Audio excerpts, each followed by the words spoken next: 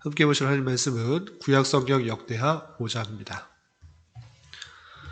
우리가 어제 말씀 역대하 3장과 4장을 읽었는데 오늘은 5장을 읽도록 하겠습니다. 5장은 길지 않아서요. 1절부터 마지막 14절까지 함께 읽도록 하겠습니다. 구약성경 역대하 5장 1절부터 마지막 14절까지 함께 봉독하겠습니다. 솔로몬이 여호와의 전을 위하여 만드는 모든 일을 마친지라. 이에 솔로몬이 그의 아버지 다윗이 드린 은과 금과 모든 기구를 가져다가 하나님의 전 곳간에 두었더라. 이에 솔로몬이 여호와의 언약궤를 다윗성 곧 시온에서부터 메어 올리고자 하여 이스라엘 장로들과 모든 지파의 우두머리 곧 이스라엘 자손의 족장들을 다 예루살렘으로 소집하니 일곱째 달 절기에 이스라엘 모든 사람이 다 왕에게로 모이고 이스라엘 장로들이 이름에 레위 사람들이 궤를 매니라. 궤와 회막과 장막 안에 모든 거룩한 기구를 메고 올라가되 레위인 제사장들이 그것들을 메고 올라가매 솔로몬 왕과 그 앞에 모인 모든 이스라엘 회족이 궤 앞에서 양과 소로 제사를 드렸으니 그 수가 많아 기록할 수도 없고 셀 수도 없었더라. 제사장들이 여호와의 언약궤를 그 처소로 메어드렸으니 곧 본전 지성소 그룹들의 날개 아래라. 그룹들이 궤 처소 위에서 날개를 펴서 궤와 그 채를 덮었는데 그 채가 길어서 궤에서 나오므로 그 끝이 본전 앞에서 보이나 밖에서는 보이지 아니하며 그 궤가 오늘까지 그곳에 있으며 궤 안에는 두 돌판 외에 아무것도 없으니 이것은 이스라엘 자손이 애굽에서 나온 후 여호와께서 그들과 언약을 세우실 때에 모세가 호렙에서 그 안에서 넣은 것이더라. 이때에는 제사장들이 그 반열대로 하지 아니하고 스스로 정결하게 하고 성소에 있다가 나오매 노래하는 레위 사람 아삽과 헤만과 여두둔과 그의 아들들과 형제들이 다 세마포를 입고 제단 동쪽에 서서 재금과 비파와 수금을 잡고 또 나팔 부는 제사장 120명이 함께 서 있다가 나팔 부는 자와 노래하는 자들이 일제히 소리를 내어 여호와를 찬송하며 감사하는데 나팔 불고 재금 치고 모든 악기를 울리며 소리를 높여 여호와를 찬송하여 이르되 선하시도다 그의 자비하심이 영원히 있도다 하매 그때 여호와의 전에 구름이 가득한지라. 제사장들이 그 구름으로 말미암아 능히 서서 섬기지 못하였으니 이는 여호와 영광이 하나님의 전에 가득함이었더라. 아멘. 예, 감사합니다. 오늘 말씀의 본문은 역대하 5장입니다. 역대상과 역대하 우리 계속해서 살펴본 것과 같이 포로에서 되돌아온 백성들에게 자신의 정체성을 회복시켜주고 그리고 그들이 다윗의 통치 또 통치의 모범의 모습들을 보여주면서 하나님의 나라의 회복들을 다시 한번 일깨우고자 역대상, 역대하, 역대기의 기록들이 기록되었다라고 우리가 교훈받았습니다. 그래서 역대상에서도 살펴본 것과 같이 그 대부분이 족보와 그리고 다윗의 통치 중에서도 다윗의 그 성전을 짓고자 하는 그 내용들로 중심을 가지고 있습니다. 그래서 대부분이 법궤를 어떻게 갖고 왔는지 또 여호와가 다윗이 어떻게 성전을 지으려고 준비하였는지 대부분을 할애하고 있고 또 역대하에 와서도 솔로몬 왕이 즉위한 다음에 그가 한 여러 사역들 중에 특별히 성전을 어떻게 지었는지 또 성전을 짓고 나서 어떻게 하나님께 감사를 했는지 그 중심 내용이 하나님의 성전, 여호와의 성전에 맞춰져 있는 것을 볼 수 있습니다. 그래서 이스라엘 백성들이 회복해야 될 것들 중에 가장 중심적으로 생각해야 될 것이 무엇인가 라고 했을 때는 하나님을 섬기는 그 모습, 그 마음, 하나님께 나아가는 그 마음, 그리고 하나님을 모시고 하나님의 임재 가운데 나아가는 그 모습을 다시 한번 회복할 수 있도록 교훈하고 있다는 사실들을 중점적으로 살펴봐야 될 것입니다. 우리가 어제 역대하 3장과 4장에서는 살펴본 것 같이 솔로몬이 다윗이 준비해 놓은 그런 재료들을 가지고 성전을 어떻게 만들었는지를 자세하게 설명하고 있습니다. 그 크기는 어떻게 되며 또 성소와 지성소는 어떻게 만들었고 그 기둥은 어떻게 만들었고 그 앞에 롯제단과 그 바다 그리고 물두멍은 어떻게 만들었는지 그리고 그 안에 들어가는 촛대와 또 상들은 어떻게 만들었는지에 대해서 구체적으로 잘 설명하고 있는 것입니다. 그리고 나서 모든 성전이 성전의 완공이 됐다라는 내용으로 오늘 말씀이 시작됩니다. 그래서 5장 1절에 보면 솔로몬이 여호와의 전을 위하여 만드는 모든 일을 마친지라 라고 되어 있는 것입니다. 여호와의 전, 성전을 마치는 모든 일이 다 끝났다. 외부, 내부, 그리고 모든 쓰이는 기구들 만드는 일을 다 마쳤다라는 것입니다. 역대 하에는 표현되지 않았는데 열왕기 상 7장의 내용을 보면 그 내용들을 구체적으로 더 자세하게 설명하고 있고 그리고 총 성전을 짓는데 걸린 시간을 7년으로 기록하고 있습니다. 7년이라는 그 오랜 시간 동안에 성전을 아주 웅대하고 장엄하고 화려하게 지었던 것을 볼 수 있습니다. 그렇게 회막에서 이제 성전으로 크게 지은 다음에 보면 5장 1절에 보면 솔로몬이 그의 아버지 다윗이 드린 은과 금과 모든 기구를 가져다가 하나님의 전 곳간에 두었다 이렇게 되어 있습니다. 많은 재료들을 준비했기 때문에 성전을 짓고도 남은 것입니다. 그 남은 것들을 어떻게 했는가라고 했을 때는 성전 안에 3층으로 되어 있는 그런 창고들이 있는데 다락이 있는데 그 곳간에다가 두었다라고 표현하고 있습니다. 그래서 그 하나님께 성전을 짓기 위해서 많은 그런 재료들을 준비했었는데 그 것들이 남았을 때 그것을 다른 데 쓴 것이 아니라 그것을 성전 곳간에 두었다가 만약에 성전에 보수할 것이 있으면 또 수리해야 될 것들 여러 가지 필요한 들이 있을 때 그것을 가져다 쓸 수 있도록 보관한 것으로 생각해 볼 수가 있는 것입니다. 그리고 나서 성전 완공이 된 다음에 어떻게 했는가? 성전은 다 지었지만 성전의 핵심이라고 할 수 있는 언약궤를 다시 그 지성소 안에 옮기는 일을 하게 되는 것입니다. 그런데 이 언약궤를 옮길 때 다윗이 한번 실수를 한 적이 있는데 그것은 다름 아니라 소에다가 수레를 매어서 옮기려고 했다가 우사라는 사람이 죽은 적이 있습니다. 하나님의 법궤를 옮길 때는 제사장이 어깨에 메고 옮기도록 했는데 그것을 다윗은 착각하고 온전하게 지켜주지 못해서 확인하지 못하여서 우사라는 사람이 죽은 적이 있습니다. 그럴 때 그 이후에는 하나님께서 말씀하신 대로 언약궤를 메고 제사장들이 메고 옮겼는데 마찬가지로 성전을 다 짓고 나서 솔로몬도 제사장을 통하여서 언약궤를 메고 그것을 지성소 안으로 옮기는 장면이 쭉 2절 이하 이어지게 됩니다. 그런데 반복되는 그런 표현이 있습니다. 그건 뭐냐면 제사장들이 언약궤를 메고 라는 표현이 계속 반복되는 것을 볼 수 있습니다. 좀 살펴보면 4절 보면 이스라엘 장로들이 이름에 레위 사람들이 궤를 매니라 이런 표현이 있고 5절에서도 궤와 회막과 장막 안에 모든 거룩한 기구를 메고 올라가되 레위인 제사장들이 그것들을 메고 올라가매 이렇게 있고요. 좀 뛰어넘어서 7절 제사장들이 여호와의 언약궤를 그 처소로 메어 드렸으니 이렇게 하면서 또 메어 드렸다. 메고 옮긴 것을 볼 수 있습니다. 그래서 하나님께서 하라고 말씀하신 그대로 순종하려고 하는 그 모습들, 언약궤를 메고 지성소 안으로 들인 것을 볼 수 있습니다. 그리고 나서 솔로몬 왕과 그 앞에 모든 이스라엘 회중들이 그 궤 앞에서 하나님 앞에 제사를 드리는데 양과 소와 이런 것들로 제사를 드렸는데 얼마나 많이 드렸는가?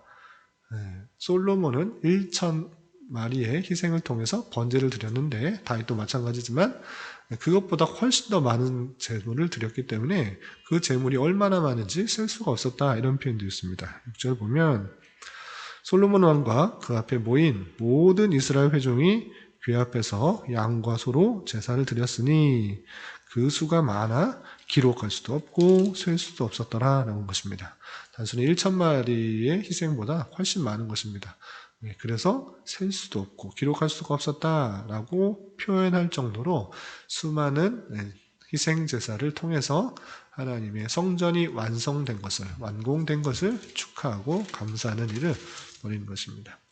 그리고 언약궤를 메고 지성소 안으로 들여놨을 때 그 표현이 10절에 이렇게 표현이 있습니다. 10절 보면 궤 안에는 제사장들이 메고 지성소에 둔 그 언약궤를 말하는 것입니다. 궤 안에는 두 돌판 외에 아무것도 없으니 이것은 이스라엘 자손이 애굽에서 나온 후 여호와께서 그들과 언약을 세우실 때 모세가 호렙에서 그 안에 넣은 것이더라 라고 되어 있습니다. 그래서 궤 안에 언약궤 안에는 두 돌판 외에 아무것도 없다라고 되어 있는데 출애굽기나 민수기를 보고 또한 히브리서를 읽었던 분은 약간 여기서 좀 궁금해하는 것이 있습니다. 무엇인가 라고 했을 때는 출애굽기, 민수기 또는 히브리서 9장 4절에 보면 언약궤의 법 10계명 외에 아론의 쌍난 지팡이와 만나를 담은 항아리가 있는 것으로 표현되고 있는데 여기는 왜 두 돌판밖에 없다 이렇게 표현하고 있는가라는 것입니다.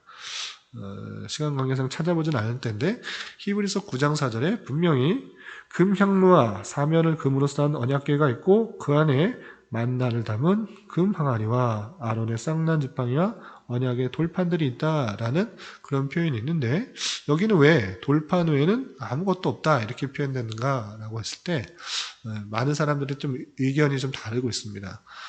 첫 번째 의견은 무엇인가 라고 했을 때는 원래 언약궤 안에 10계명과 언약 돌판 그리고 아론의 쌍난 지팡이 만나를 담은 항아리 이것이 들어있었지만 그 사이에 여러 가지 일들로 인하여서 분실하였다, 없어졌다라는 그런 이렇게 주장하는 사람이 있고 또 한 가지의 주장은 자세히 보면 민수기와 출애굽기의 내용에 있어서는 지팡이, 아론의 쌍난 지팡이는 언약궤 안에 두라라는 표현이 있었던 것이 아니고 증거궤 앞에, 언약궤 앞에 두라라는 그런 표현이 있습니다. 마찬가지로 출애굽기 16장 33절 34절을 봐도 아론의 항아지를 두었을 때 어떻게 된가? 증거판 앞에 두어라 이렇게 되어 있습니다.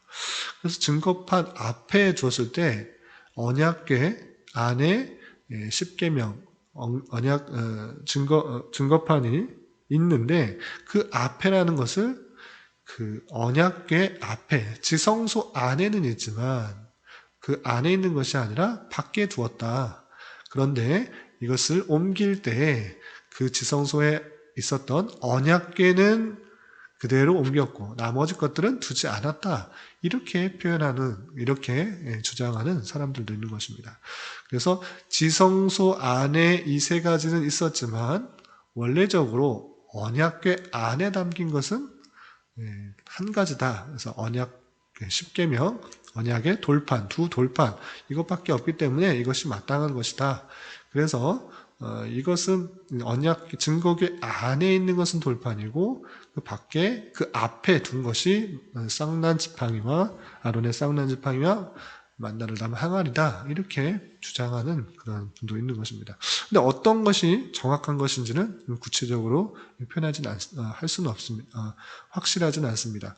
문자적으로 봤을 때는 히브리서는 그 언약궤가 안에 있다라고 했을 때 그렇게 있었던 것이 아닌가라고 이해할 수도 있고 또 민수기와 출애굽기의 내용의 문자적인 그런 표현에 의해서는 언약궤, 증거궤 앞에 두었다라고 했기 때문에 그 안에 들은 것이 아니라 그 앞에 둔 것이다 이렇게 주장하시는 분도 있는 것입니다. 어쨌든 그 둘 중에 하나 있어서 정확하게는 알 수는 없습니다. 그런데 이쪽에서는 이렇게 말하고 있고 구약 성경에서는 또 이렇게 표현하고 있다라는 것들을 좀 지혜롭게 이해해야 될 것입니다. 어쨌든 역대하에서 강조하고 있는 것은 무엇인가 라고 했을 때는 언약궤 안에는 언약의 두 돌판 그것은 십계명이 들어있다라는 것입니다. 그래서 그것의 핵심, 언약궤의 핵심이 하나님과의 약속, 하나님이 주신 말씀, 그 말씀이다라는 생각들을 잘 마음에 담아야 될 것입니다.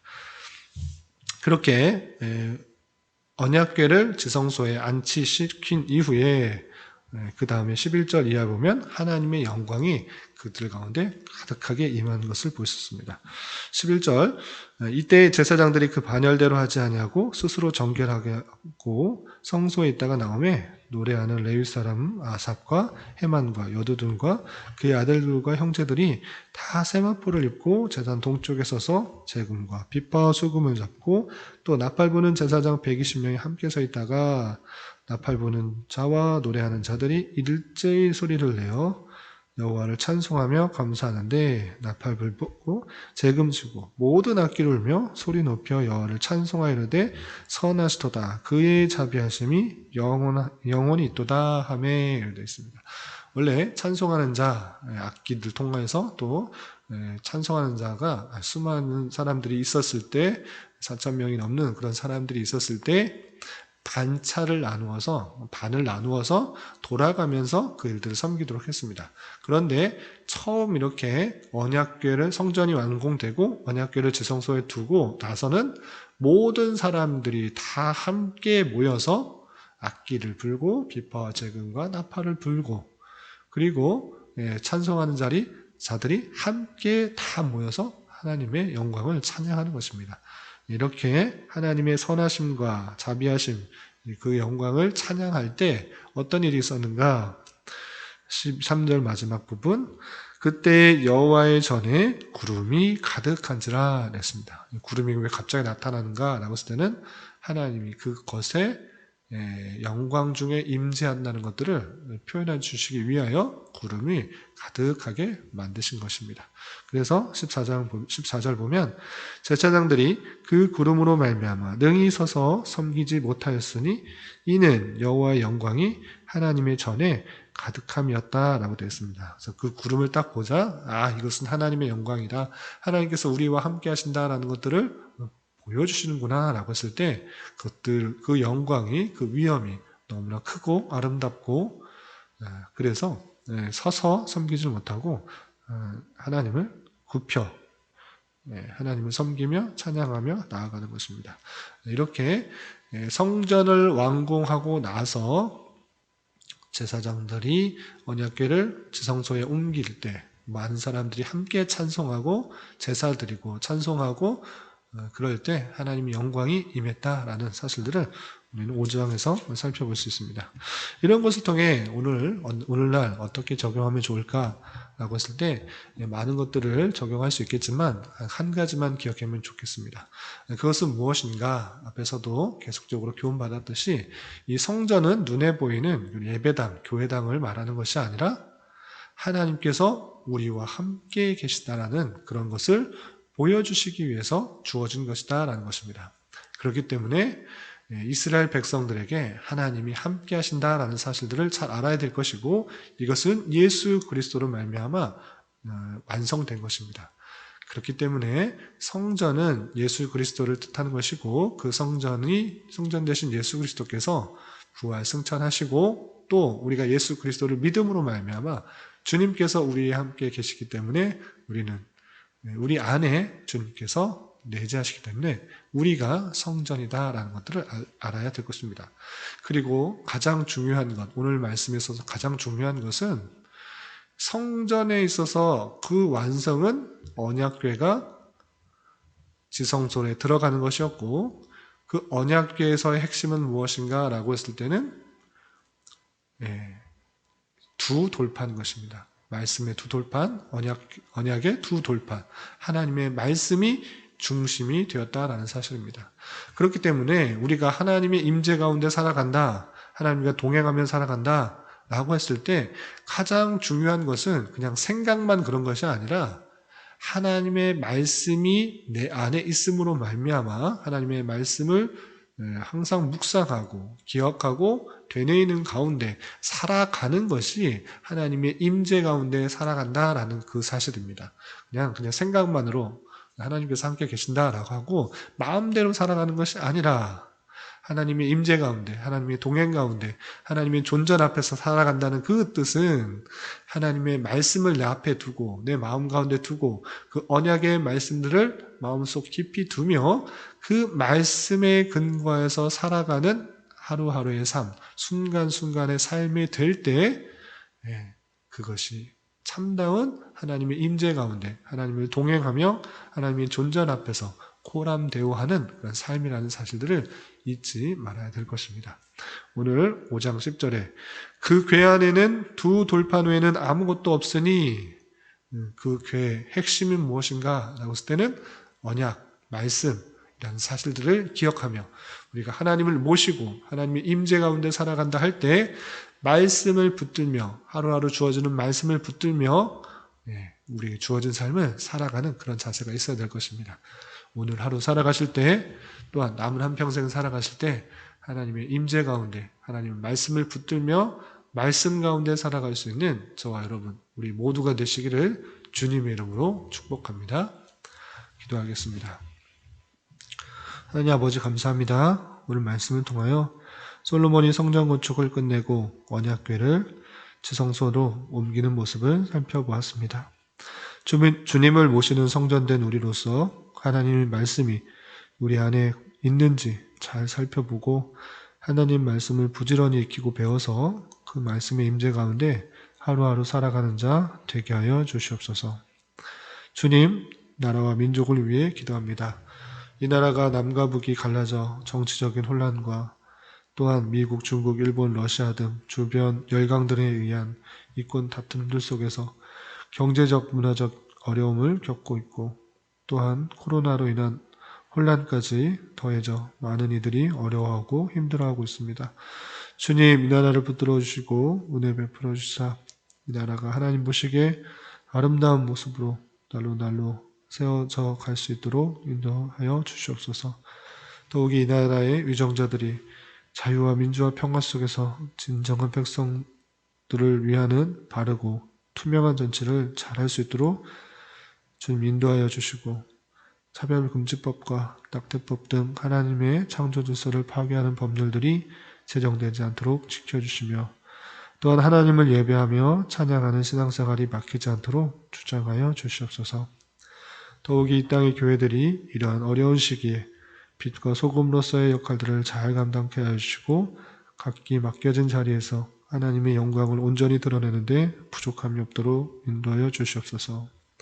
주님, 교회 내 육체적인 어려움으로 경제적인 힘듦으로 또 가정에서 하고 있는 일로 말미암아 여러 가지 기도 제목이 있는 지체들이 있습니다. 주님 함께하여 주시고 위로하여 주시며 회복시켜 주시사 하나님의 선하신 손길들을 깊이 경험할 수 있는 기회 되게 하여 주시옵소서. 이 시간 각자 간절히 간구하는 기도 제목 주님께서 들으시고 가장 선한 것들로 응답하여 주시옵소서. 예수님의 이름으로 기도드리옵나이다. 아멘.